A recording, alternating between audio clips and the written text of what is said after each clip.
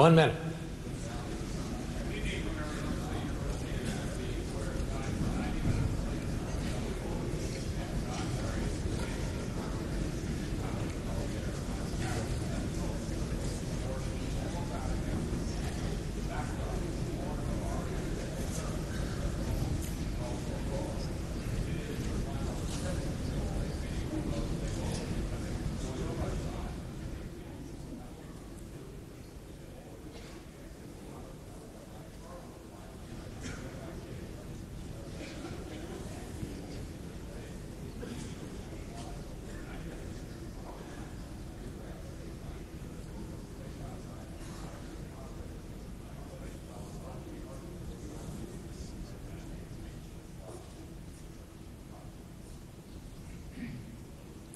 Good evening from Arizona State University in Tempe, Arizona. I'm Bob Schieffer of CBS News. I want to welcome you to the third and last of the 2004 debates between President George Bush and Senator John Kerry. As Jim Lira told you before the first one, these debates are sponsored by the Commission on Presidential Debates. Tonight, the topic will be domestic affairs, but the format will be the same as that first debate. I'll moderate our discussion under detailed rules agreed to by the candidates. But the questions and the areas to be covered were chosen by me.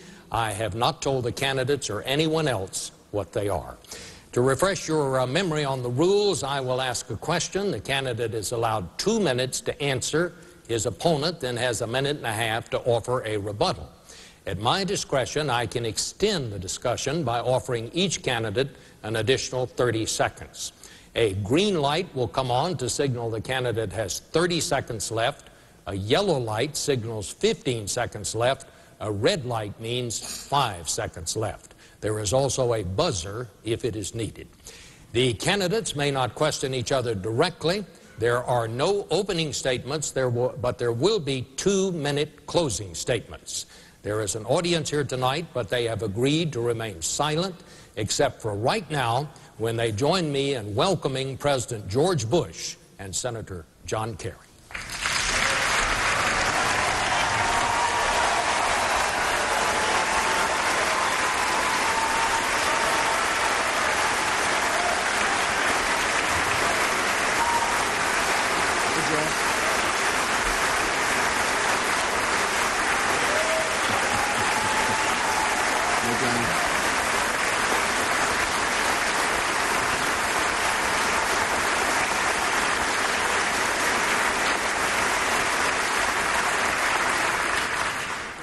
Gentlemen, welcome to you both. By coin toss, the first question goes to Senator Kerry.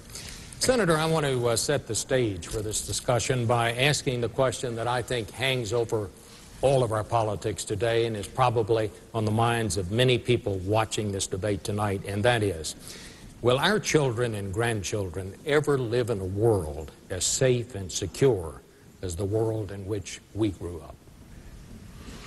Well, first of all, Bob, thank you for moderating tonight. Thank you, Arizona State, for welcoming us.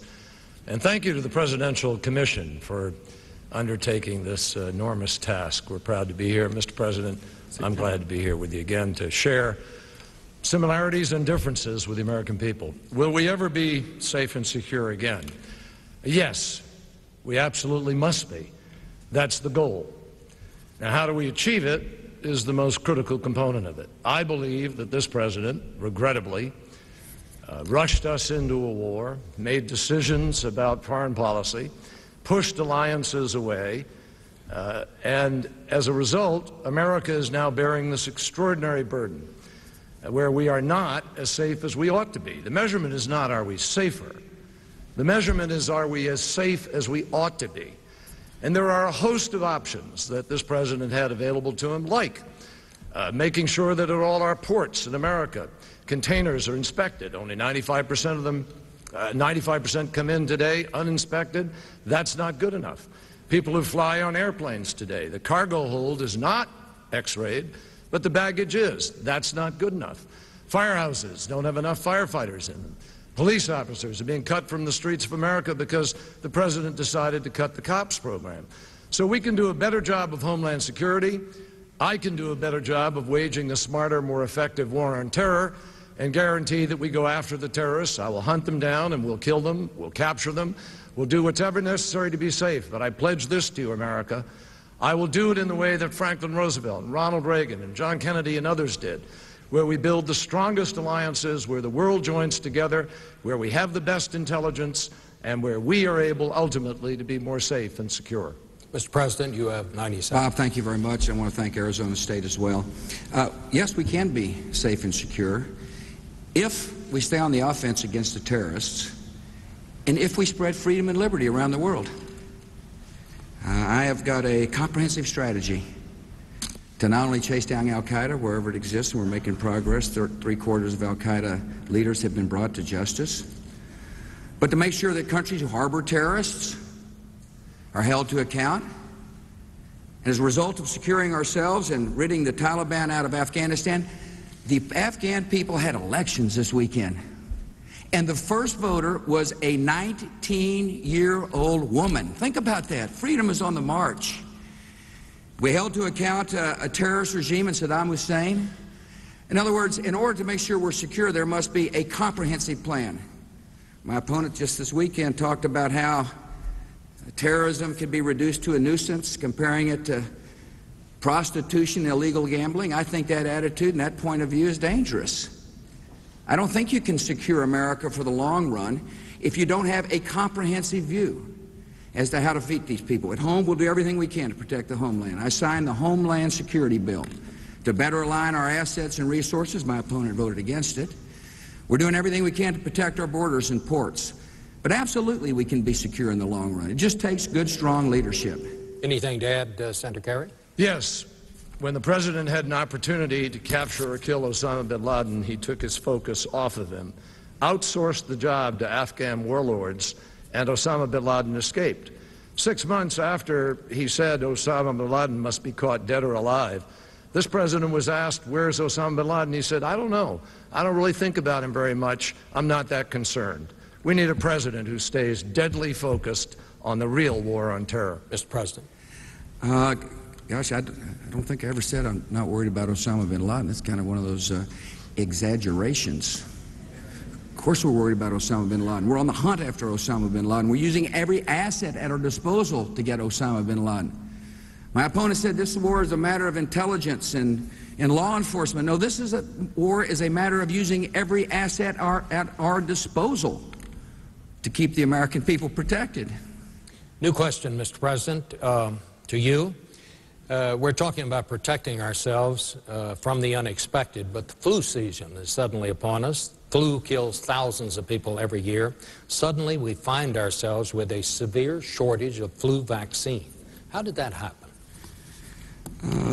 Bob, we were reliant upon a company out of England to provide about half of the flu vaccines for the United States citizen, and it turned out that the vaccine they were producing was contaminated.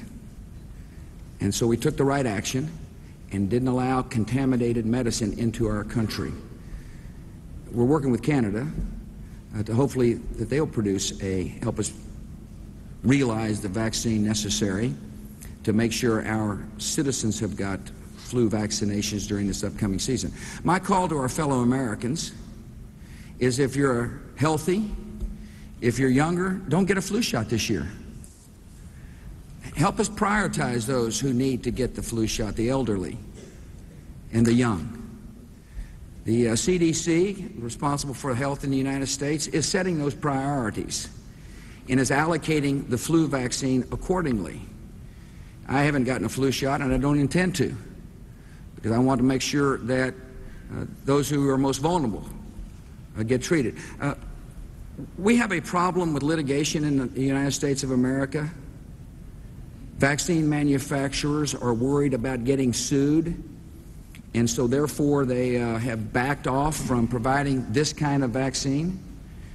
One of the reasons I'm such a strong believer in legal reform is so that people aren't afraid of producing a product that is necessary for the health of our citizens and then end up getting sued in a court of law.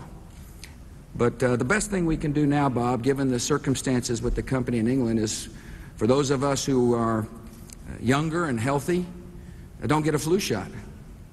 Senator Kerry? This really underscores the problem with the American